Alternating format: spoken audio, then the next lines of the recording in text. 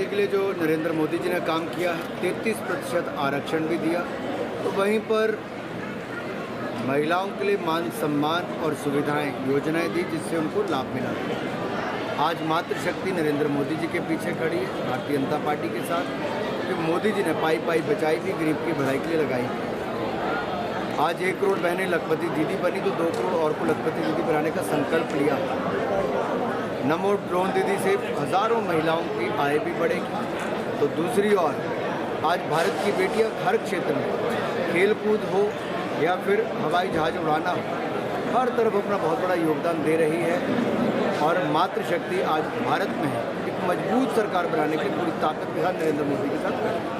Sir, first phase का कल election हुआ है, पोलिंग हुई है, किस तरीके से लेते हैं सर, क्या रुझान रह रहे हैं? मैं धन्यवादी हूँ पहले चरण में वोटिंग करने वालों का, जिन्होंने नरेंद्र मोदी जी की सरकार बनाने के लिए एक बार फिर कमल का बटन दबाया है। ये स्पष्ट तौर पर दिख रहा है कि देश में मोदी लहर चल रही है। अब की बार 400 पार, और 18 साल से ज़्यादा वालों को जो पहली बार मतदान का अवसर मिला, उन्होंने भी भारत का उज्जवल भविष्य के लिए, एक समृद्ध, संपन्न, सशक्त भारत के लिए वोट किया है। 18वीं लोकसभा 18 साल के युवाओं को के माध्यम से चुनी जाएगी और एक बड़ी ताकत में युवा वोट देकर मोदी जी को जिताएगा। सोनिया गांधी और राहुल गांधी कह रहा है कि जो भाजपा जो है 170 180 करोड़ की करेगी।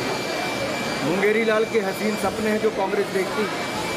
ये 2014-2019 में भी सोचते थे कि भाजपा नहीं आएगी, लेकिन इनके सोचने से नहीं होता। ये मोदी जी का काम और नाम बोलता है, और जनता का आशीर्वाद जो नरेंद्र मोदी जी को पूर्ण बहुमत की सरकार एक बार फिर दिलाएगा, और अब की बार 400 पार करेगा। सर, राहुल गांधी का बयान है कि देश में प्रधानमंत्री मोदी भ्रष्टाचार का स्कूल चला रहे हैं। मुझे लगता है जिनका अपना परिवार, पार्टी सारी भ्रष्टाचार में डूबी हुई है, वो जब दूसरों पर पत्थर फेंकते तो लोग उन पे हंसते हैं। क्योंकि ये जो इंडी अलायंस है, उसमें एक से एक बड़ा भ्रष्टाचारी बैठा है। वो जेल में है, कुछ बेल पर है। और नरेंद्र मोदी जी वो नेता हैं जिन्होंने 24 साल अपने देश के लिए खपाए हैं और देश की जनता का विश्वास जीता है। पल पल देश के लिए जिया, पाई पाई देश की बचाई, गरीब की भलाई, देश की भलाई करके दिखाई।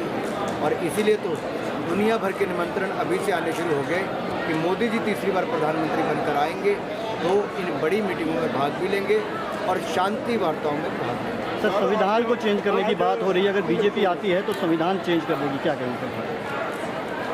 मुझे लगता है कुछ लोग भ्रम और भय फैला रहे हैं। उनको पता है कि भारतीय जनता पार्टी को एक बार फिर पूर्ण बहुमत मिलेगा, लेकिन मेरा सवाल ये है कि हमें 2 बार पूर्ण बहुमत मिला। हमने तो बाबा साहब के जो संविधान है उसको मान सम्मान मोदी जी ने बढ़ाया, शीश झुकाकर कहा सबका साथ सबका विकास करूँगा। संविधान दिवस मोदी जी ने बनाया। पंचतीर्थ बाबा साहब अम्बेडकर की दीक्षा भूमि, शिक्षा भूमि, जन्मभूमि, चैत्य भूमि और महापरिनिर्वाण भूमि में बनाए। अब राष्ट्रीय अवकाश भी उनके जन्मदिवस पर घोषित किया। मान सम्मान भारतीय जनता पार्टी ने बाबा साहब अम्बेडकर को दिया। कांग्रेस ने तो उनको प्रताड़ित, अपमानित किया था, और संविधान का कत्ल करने का काम, लोकतंत्र का कत्ल करने का काम कांग्रेस ने किया जब इमरजेंसी लगाई। संविधान में 62 बार संशोधन कांग्रेस ने किया। राहुल गांधी जी के पिता राजीव गांधी जी ने किया, उनकी दादी इंदिरा गांधी जी ने किया, उनके दादी के पिता पंडित नेहरू जी ने किया। इनके परिवार और पार्टी ने संविधान में संशोधन भी किया और अपमानित, प्रताड़ित और बाबा साहब अम्बेडकर को चुनाव हराने का काम भी किया। सर, केजरीवाल के जो आरोप थे, देश के सह प्रभारी जो कांग्रेस पार्टी के थे वो भाजपा में शामिल हो, और जलंधर के पूर्व स्वर्गीय संतोष चौधरी की पत्नी भी भाजपा में शामिल हो गई। देखिए, आप हिमाचल प्रदेश में और कोई लोग जो है जो भाजपा में शामिल होने जा रहे हैं? देखिए, आज कांग्रेस से पलायन जारी है, क्योंकि पाप का घड़ा इनका भर चुका है, और अब उनकी पार्टी में, कांग्रेस में ज़्यादा लोग रुकने के लिए तैयार नहीं। जिनकी 3-3 पीढ़ियाँ कांग्रेस में थी, वो भी आज कांग्रेस को छोड़कर आ गए। ये अपने आप में दिखाता है कांग्रेस का संकट बढ़ता जा रहा है, और राहुल गांधी जी अपनी पार्टी को बचा नहीं पा रहे। ये दिखता है कि कांग्रेस की लड़ाई 40 पार करने की है, और भारतीय जनता पार्टी 400 पार करने की तैयारी में। सर आपके खिलाफ कांग्रेस को कोई प्रत्याशी नहीं मिल रहा है, तो इसके बारे में क्या कहेंगे? हर पार्टी अपने तरीके से कैंडिडेट तय करती, जब भी कांग्रेस को तय करना होगा करेगी। सर ईडी का जो कहीं ना कहीं जो केजरीवाल जो आरोप लगा रहे थे उनको शुगर दी जा रही है, ईडी ने उसके फटकार लगाई है, कहा है कि ये सब जो है वो बचने की कोशिश हो रही है, क्या कहेंगे? मैं इतना ही कहूँगा कि अगर सबसे बड़ी नौटंकी करने वाले, झूठ बोलने वाले, भ्रष्टाचार करने वाला दल अगर देश ने पिछले 75 साल में कोई देखा है तो उसका नाम आम आदमी पार्टी है। जो कहकर आए थे भ्रष्टाचार के खिलाफ आंदोलन करेंगे, आज भ्रष्टाचार के दलदल में उनके स्वास्थ्य मंत्री, शिक्षा मंत्री, जेल मंत्री, उनके उप मुख्यमंत्री, शराब मंत्री और मुख्यमंत्री सभी जेल में हैं। और अब कोई ना कोई बहाना ढूंढ रहे हैं बेल लेने का। जेल से बेल कैसे मिले, उसके लिए क्या क्या बहाने ढूंढे जाएं, क्या नौटंकी की जाए। कभी कोई पर्ची पड़ता है, कभी कोई दूसरा कारण बताता है। देश अब आम आदमी पार्टी का असली चेहरा और केजरीवाल जी का असली चेहरा जान चुका है। मुझे तो दया आती है पंजाब की और दिल्ली की जनता पर जो इनके द्वारा ठगे गए। मुझे तो थोड़ा दुख होता है अन्ना हज़ारे जी पर, जो कभी इनके साथ बैठे रहे, आज वो भी अपने आप को ठगा हुआ महसूस करते हैं। कितनी शर्म की बात है, कितना झूठ बोला है, कितना देश को ठगा है। देश इनको कभी माफ़ नहीं करेगा। सर तमिलनाडु है कि अगर तमिलनाडु में सत्ता का दुरुपयोग करके लोगों के नाम वोटर सूची से कटवाए जाए तो ये अपने आप में दिखता है कि वो चुनाव भारतीय जनता पार्टी के पक्ष में तमिलनाडु में भी लहर थी, इतने लोग समर्थन कर रहे थे। और कांग्रेस भी जब ईवीएम पर आरोप लगाती है तो अपने आप में दिखता है कि ये चुनाव हार चुके हैं, केवल ठीकरा फोड़ने का काम ईवीएम और इलेक्शन कमीशन पर कर रहे हैं।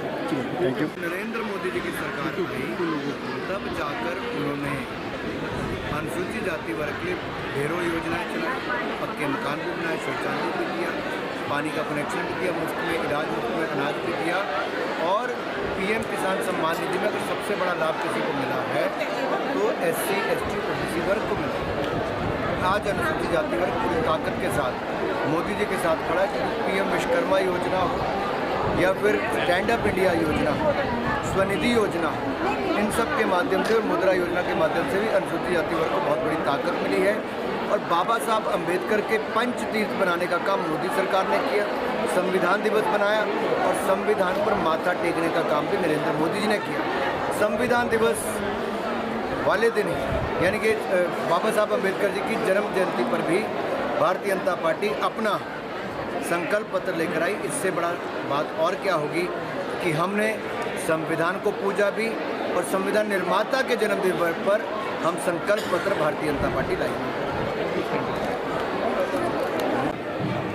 जेलर साहब कहते हैं केजरी वो कहते हैं yes jailer, eating sugar no jailer, telling lies no jailer, open your mouth सब सच है जी। सर